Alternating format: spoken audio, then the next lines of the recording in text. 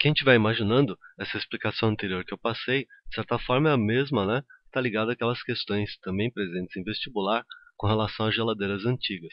Então, para quem é novinho aí e não sabia, né? As geladeiras antigas, o congelador era obrigatoriamente colocado na parte de cima, né? Para que acontecer isso, né? Você coloca alguma coisa aqui que não está muito fria, sei lá, tipo, você acabou de jantar, aí você coloca o que sobrou aqui dentro da geladeira. Isso aqui vai ter calor subindo, né? Esse calor que sobe aqui pegaria no congelador que está mais frio, né? E voltaria para a parte de baixo, provocando a corrente de convecção. É o mesmo raciocínio do ar-condicionado. Se você colocasse nas geladeiras antigas, né, o congelador embaixo, é como se o frio ficasse concentrado na parte de baixo. Você não teria essa circulação, né, dessas correntes aqui. Tá? Então o congelador estava na parte de cima para quê? Para receber o calor que vinha das coisas que você colocasse dentro da geladeira. E aí esfriar e jogar esse frio para baixo, né? De forma a fazer essa corrente de convecção aí, tá bom? Nas geladeiras modernas você tem uns fluxos de convecção forçada, né? Então não necessariamente acontece isso. Aliás, tem até um modelo de geladeira que o congelador fica embaixo e na verdade ele é maior, né, do que a própria parte da geladeira em si, né? Isso é para a necessidade das famílias de hoje em dia, que gostam de congelados, é lógico, né? Bom, a terceira forma de transmissão de calor, né, é chamada de transmissão de calor por radiação ou irradiação. Seria a mesma coisa, né? Aqui eu vou dar a definição para vocês. É quando acontece, né, essa transmissão de calor através de ondas eletromagnéticas, ok? Eu não vou perder tanto tempo discutindo natureza de ondas eletromagnéticas que a gente vai ter logo depois da ótica, né, aulas apenas sobre ondulatória, tá? Mas principalmente para essa provinha bimestral de vocês, né, eu vou ter que saber quais são as ondas eletromagnéticas, eu vou colocar isso no final da aula, né, e principalmente, né, saber estudar alguns exemplos que envolvam as três formas de transmissão de calor ao mesmo tempo, tá? Nós vamos ver isso aí mais ou menos com a mesma filosofia que eu fiz com a questão do cobertor, né? Nós vamos ver como é que nós poderíamos isolar essas três formas de transmissão de calor, né? E o artefato mais interessante para você saber isso aí é um negocinho chamado vaso de Dewar, tá? Que seria popularmente conhecido como garrafa térmica. E esse vaso de Dewar, né? Dewar é o cara que inventou isso aí. Ele tem a seguinte constituição: a garrafa térmica, primeiro, elas são, na verdade, ela é duas garrafas, né? Uma dentro da outra, tá? Entre elas existe vácuo. Não é um vácuo perfeito, senão a garrafa implodiria, né? O que você precisa saber é qual é cada mecanismo, né, nessa garrafa para impedir cada uma das três formas de transmissão de calor, tá bom? Então, o vestibular vai perguntar para vocês o que o vácuo impede. O vácuo impede, como é ausência, né, na teoria de moléculas, de matéria, né? O vácuo vai. Isso aqui é um ponto, não acento, hein? O vácuo impede a forma de transmissão de calor que depende de moléculas, que seria a condução. Se não tem moléculas, né, não tem condução. Só lembrar, por isso que a condução acontece em sólidos, né? O segundo mecanismo que a garrafa térmica tem para impedir a transmissão de calor seria o espelhamento duplo.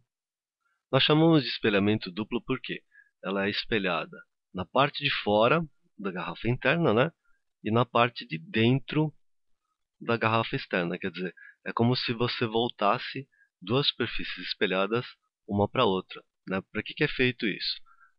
O espelho ele consegue refletir radiação eletromagnética, né? Então esse duplo espelho, vou colocar aqui, né, serve para quê? Para tentar minimizar, né, ou impedir a forma de transmissão de radiação, a forma de transmissão de calor, né, por radiação, tá bom? Então escreva aí, duplo espelho evita o quê? Evita, minimiza, né, a transmissão de calor através da radiação, tá bom? Bom, se fizer a conta aí, fica faltando apenas impedir a transmissão de calor por convecção. Aí eu sempre tiro o barato de vocês, né? Vocês ficam imaginando alguma peripécia, né, enorme. Na verdade, o que impede a transmissão de calor por convecção seria o quê? Seria a tampa vedada, né? Normalmente usa-se borracha, né? Essa vedação serve para quê? A tampa vedada é simplesmente para cortar os movimentos de convecção, né, que a gente viu lá no comecinho na teoria, de ar quente subindo e ar frio descendo, ok? Bom, agora que a gente apresentou as três formas de transmissão de calor, né, vamos lembrar que para o vestibular você só tem que saber calcular, só tem que saber efetivar o cálculo da condução, né? Quem não gosta muito de historinha, na verdade quem descobriu isso aqui foi um físico e matemático francês, né, do século XVIII mais ou menos, chamado Fourier, tá? Quem for fazer a faculdade de engenharia vai conhecer bem a historinha do Fourier, né? De qualquer modo, o que ele passou para nós, né, é uma equação que permite calcular o fluxo de calor, a movimentação de calor, né? Vamos dizer assim, entre aspas, né? Para ilustrar a situação, eu fiz o seguinte: eu tentei desenhar uma parede com uma certa área A transversal ao fluxo, tá? E uma certa espessura E. Do lado esquerdo, eu fiz uma fogueira. Do lado direito dessa separação, né? Eu coloquei pedrinhas de gelo. O que vai acontecer? Não importa a temperatura do fogo, todo mundo sabe que com certeza é bem maior do que 0 graus Celsius. Aí, se você lembrar que calor passa sempre do mais quente para o mais frio de maneira espontânea, né? Eu posso dizer que esse fluxo, estou utilizando a letra φ maiúscula do alfabeto grego, né? Bem parecido com um símbolo de vazio na matemática, tá? Então, fluxo de calor espontaneamente vai da esquerda, mais quente, né? Vamos grifar, para a direita, nesse caso, que seria o mais frio, que é o gelo, tá bom? Percebam a influência dos fatores geométricos aqui. A área vai interferir nesse fluxo, né? A espessura também. E que mais, hein? É o que eu deixei vago aqui, né? O material, de novo, nós vamos chamar de Czão, tá? Não vai confundir esse Czão com capacidade térmica, nem com Czinho de calor específico sensível, né? Eu sei que parece meio complicado para vocês, mas a ideia é fácil. Isso aqui te permite duas abordagens, né? Se a questão for teórica, o mais importante para você lembrar é a espessura. A espessura é o único termo da fórmula que está no denominador. Em outras palavras, o que significa isso? A espessura é o único que é o inverso do fluxo. Mas só que você não precisaria saber muita física, não. Quanto maior a espessura, menor o fluxo, menor passagem de calor, tá? É por isso que no frio vocês usam roupas mais grossas, né? Para quê? Para diminuir a perda de calor, o fluxo de calor, tá? No inverno você utiliza roupas mais finas, né? Seria a espessura menor, inversamente proporcional.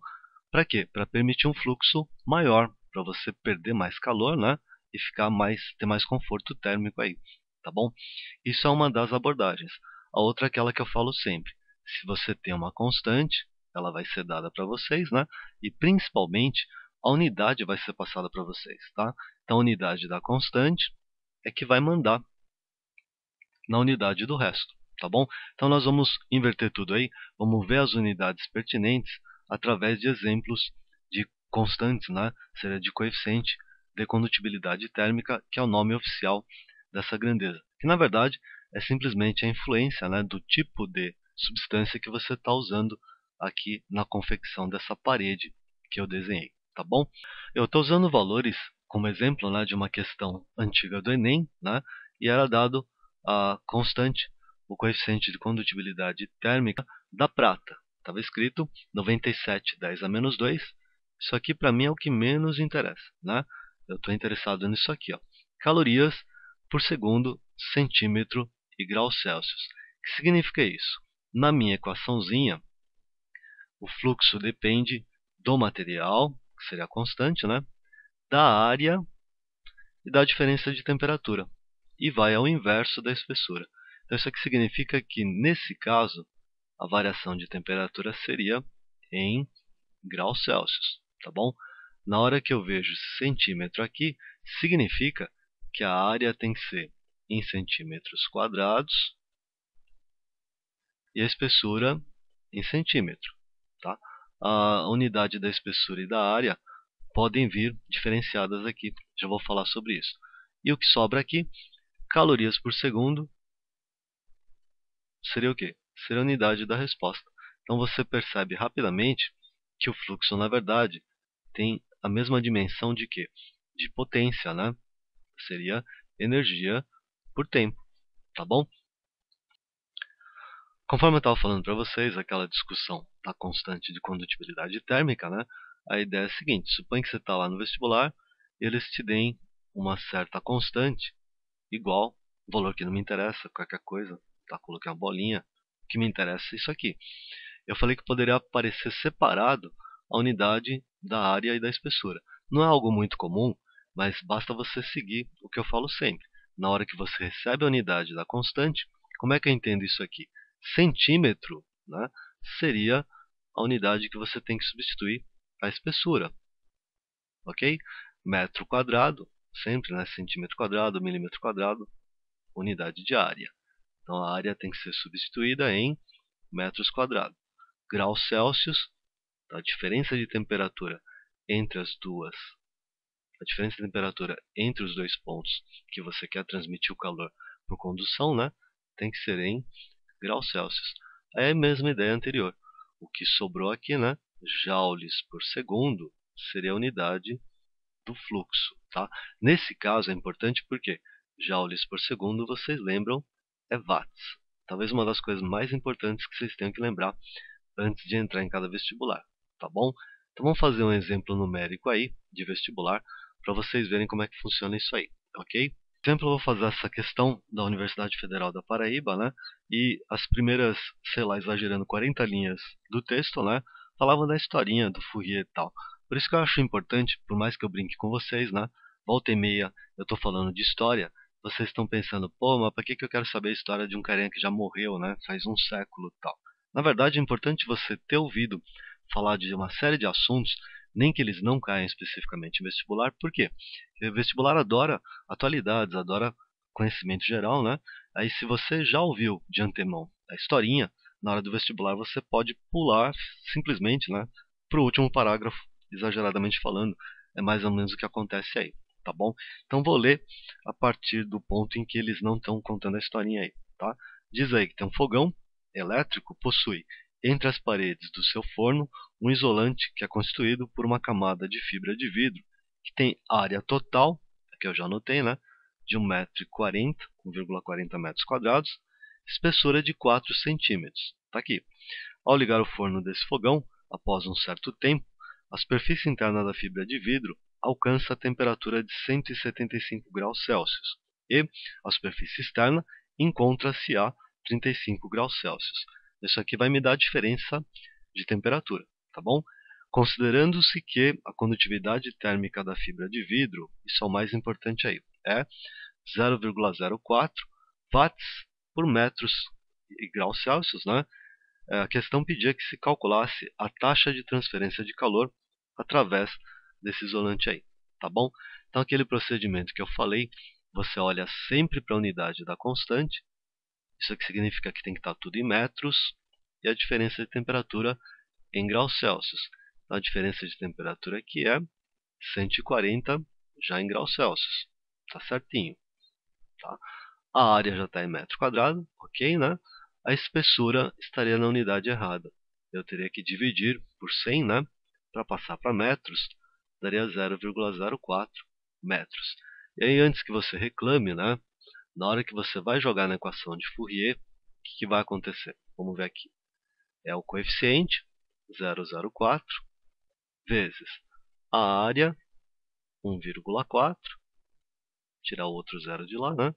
Vezes diferença de temperatura, 140, dividido pela espessura, que transformada em metros deu 0,04, tá? Então você já estava esperneando aí, na verdade você vai cancelar o 0,04, né? E a resposta do fluxo vai ser quanto? 1,4 vezes 140, tá? Claro que aqui, quem não gosta das vírgulas igual eu, a gente podia pensar assim, isso aqui é 1,4 vezes 14 vezes 10, né? Porque a ordem não importa, né? 10 vezes 1,4 daria 14. Então o fluxo que eu estou procurando é 14 vezes 14. Aconselhável que você saiba pelo menos até 15, né? Ao quadrado para o vestibular. 14 vezes 14, 196, né? Seria a resposta da questão.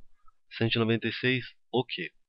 O que eu não usei na substituição. No caso seria watts, tá bom? Então nós temos 196 watts, é o fluxo de calor através dessa substância mencionada aí, ok?